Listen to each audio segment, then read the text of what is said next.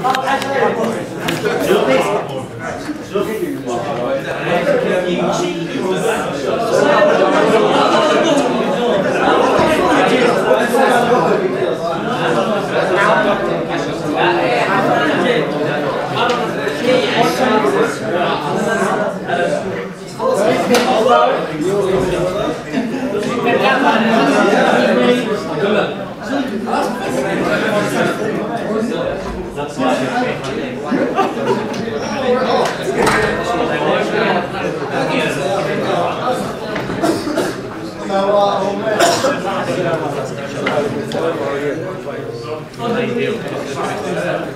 going to be transcribed.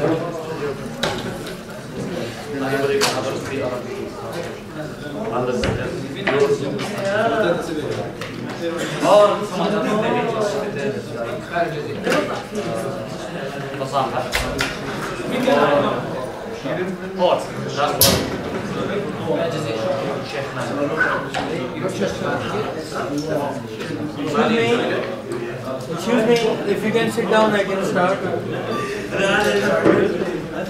You are not happy with the clinicals, I heard. You are not happy with the clinical things. With the clinical things. Someone told me. Who says too much? You said? Abdullah? I can recognize voice. Okay guys. Can we start? Hello? Murad, I know you are working on your apartment. How much is there and how much is not there? Now the development of the thyroid and the parathyroid gland, well, this subject has already been discussed with you.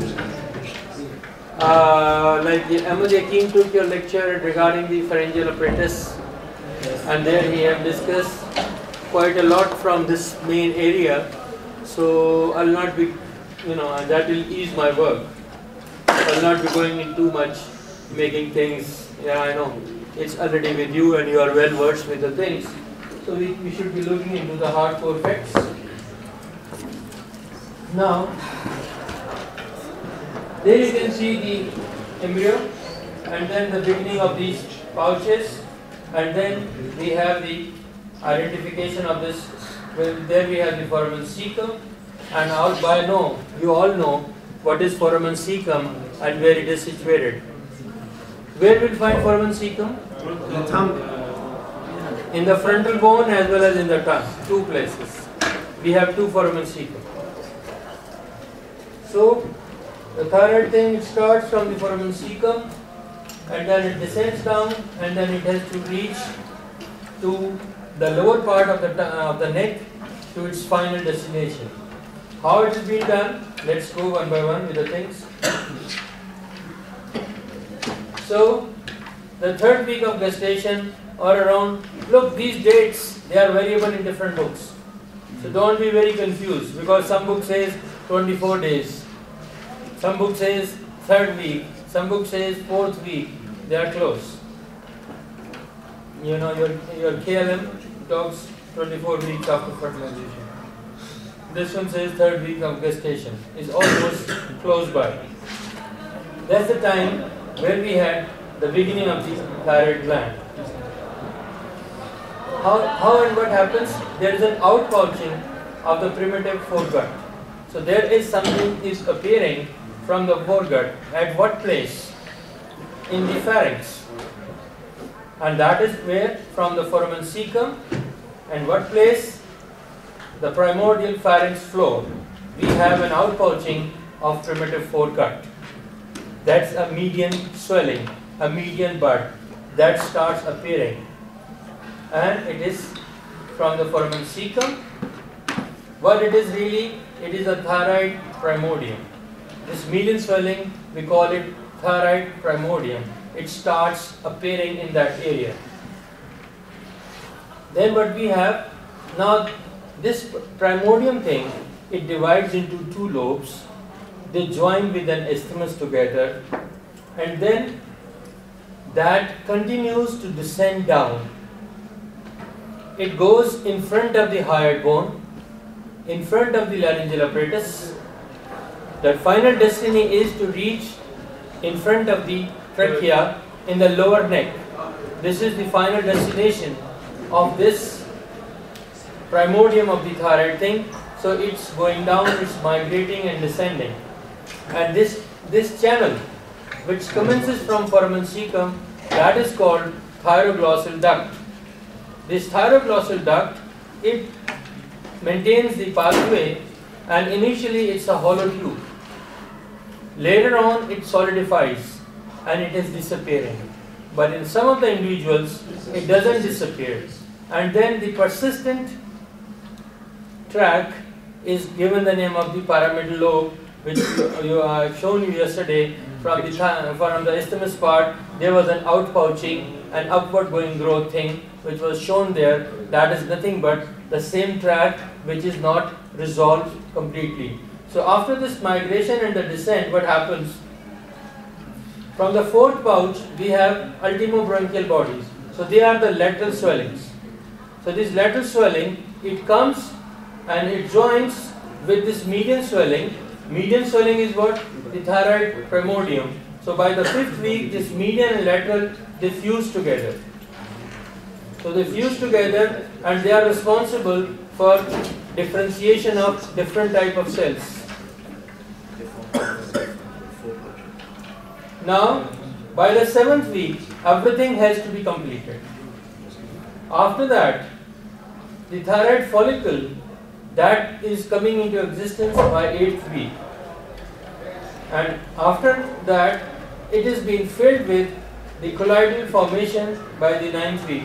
So this is how the whole process of this thyroid gland, which started its journey immediately after. This is the first endocrine gland which grows and matures, and then it has a cascade of sequence, and this is how, this is the track which it takes, and ultimately it reaches to its final position. So the histogenesis of the thyroid gland, there is an endodermal cells and they proliferate. Now by the 10th week, small cellular groups, they are lumens being formed between these septors, and now the 11th week, these lumens are filled with, the colloid starts appearing into these thyroid follicles, and by the 20th week, thyroid stimulating hormone and thyroxine, they start appearing, their levels start appearing, but they are in fetal dose. They are not the standard adult range. The appearance of these hormones are there, but they are low, because this is the beginning. This is the beginning. Isn't also the mother give thyroid to the child recently before the 9th? Yeah, you have to make you thyroid and all that. But here I'm talking, this is the infant. Infant's thyroid. Huh? Now he started producing his own. So by 35th week, the infant, this fetus, he's reached to full adult range size. So now fetus starts producing its own hormones, TSH and thyroxine. So this is the 35th week time where we have all these things. Hamza, do you have some problem? Yes, sir, because in the previous slide we said that there was a little change in the date. I told you there are different in different books, so don't be confused with that. Now I have a video thing, and that I'll try if it works here, otherwise I have to go to the separate slide for that, which I was working.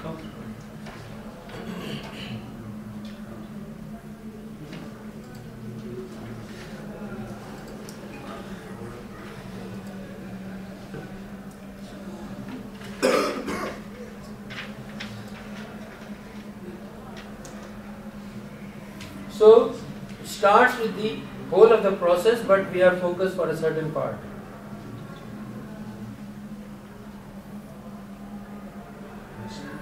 So you can see these pharyngeal grooves, and then there are further, they appear here.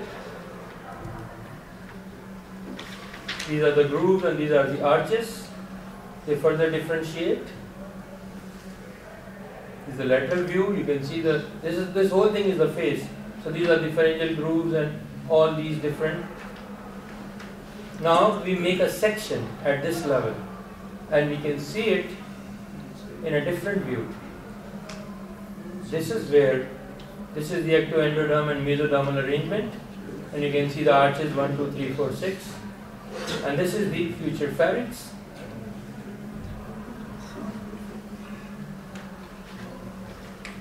Now this yellow thing, this is the precursor, the source for the pharynx, and these are, the content of each individual pouch. And then the pouches, same will happen. You take a section again.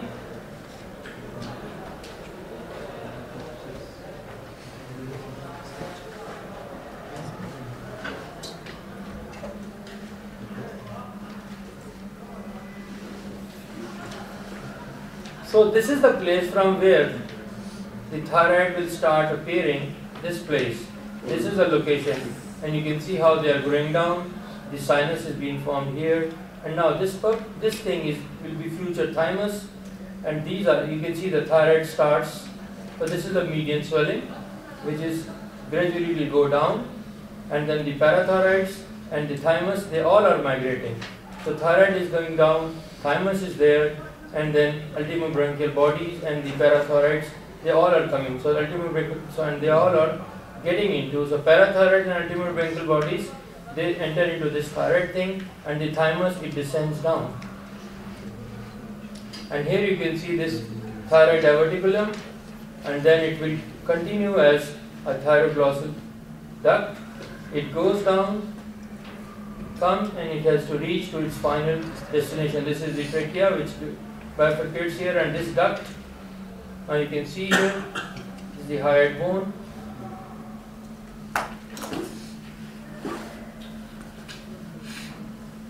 Now these are the thymus, this is the thyroid, these are the parathyroids, and these are ultimobranchial bodies, and they all has to come down to close, and now this thyroid is in proper shape, and you can see parafollicular cells have been generated from here, and this achieves its normal shape.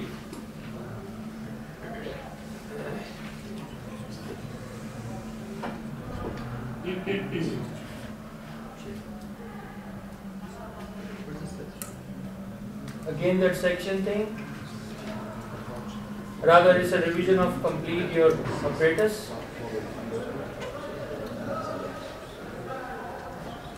These are the grooves and the pouches.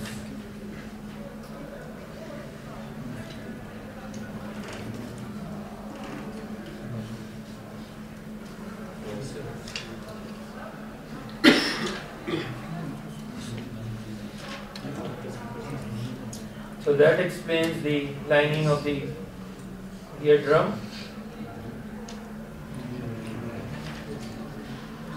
Diaphragmatic membrane.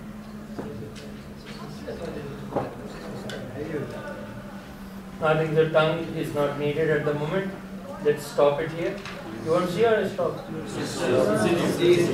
Continue on, I'll stop. I'll do that. Anyway, so now coming back to our subject, this is the same what we have seen right now. So no need to go into the detail of it. You have seen it already how it goes. It starts its journey from the foramen cecum.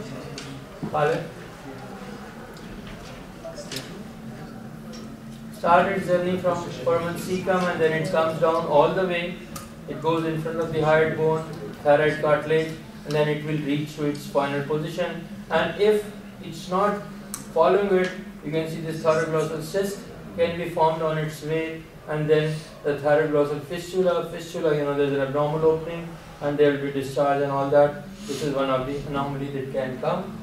Now again you can see, now this thyroglossal duct, as I told you, if it persists, then it will be called as the pyramidal lobe, which is being seen coming from the isthmus part of the thyroid gland.